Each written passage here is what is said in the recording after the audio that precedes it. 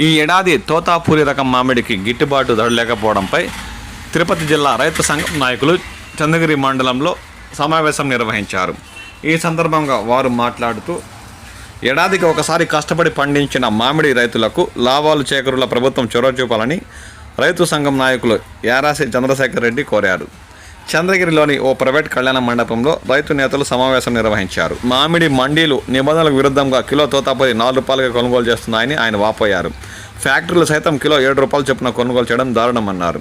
ఈ సందర్భంగా ఉమ్మడి చిత్తూరు జిల్లాలోని మామిడి రైతులు ఆదుకునేందుకు కలెక్టర్లు ప్రత్యేక చొరవ చూపాలని ఈ సందర్భంగా ఆయన ప్రభుత్వాన్ని కోరారు. లేదంటే రైతులు పూర్తిగా నష్టపోవాల్సి వస్తుందని ఈ సందర్భంగా ఆయన వాపోయారు.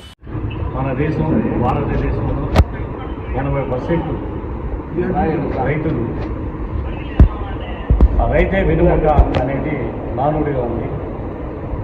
అదేవిధంగా మన కంబైన్డ్ ఆంధ్రప్రదేశ్లో అటు తెలంగాణ కానీ ఆంధ్రప్రదేశ్లో కానీ ఎక్కువగా హార్టికల్చర్ హబ్గా ఉండే దాంట్లో ప్రధానమైన పంట మామిడి. 1000 హెక్టార్లలో మామిడి పంట జరుగుతుంది. దాంట్లో 50% తోతాపూరి ఉంది. ఈ తోతాపూరి ప్రధానంగా చిత్తూరు జిల్లా ఖమ్మం, తిరుపతి, చిత్తూరు జిల్లాల మీద చాలామంది రైతులు ఆధారపడి ఉన్నారు. గత కొన్ని ఏళ్ళుగా ఆనవాయితీగా సాంప్రదాయంగా వస్తుంది. ఇది బాగా కలర్ ఉండేటువంటి తోతాపూరిని ప్రధానంగా ఉత్తరప్రదేశ్ లాంటి నార్త్ ఇండియాలో అటువంటి రాష్ట్రాలలో దీన్ని తీసుకొని ఆరోగ్యపరంగా మంచిదని, జీర్ణానికి కూడా చాలా ఉపయోగపడుతుందని దీని ఈ పంటను కొంటున్నారు. అదేవిధంగా ఇతర దేశాల్లో కూడా మనకు ఈ గుజ్జు ఫ్యాక్టరీలు ఈ తోతాపూరిని కలెక్ట్ చేసి జ్యూస్ తయారు చేసి ఇతర దేశాలు కూడా పంపిస్తారు.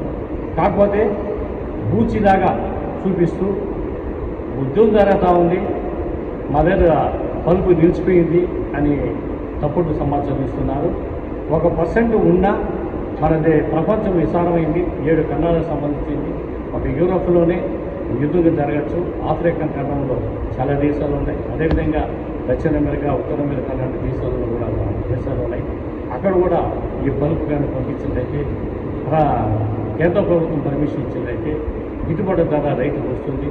మంచి బోనస్ కూడా తయారు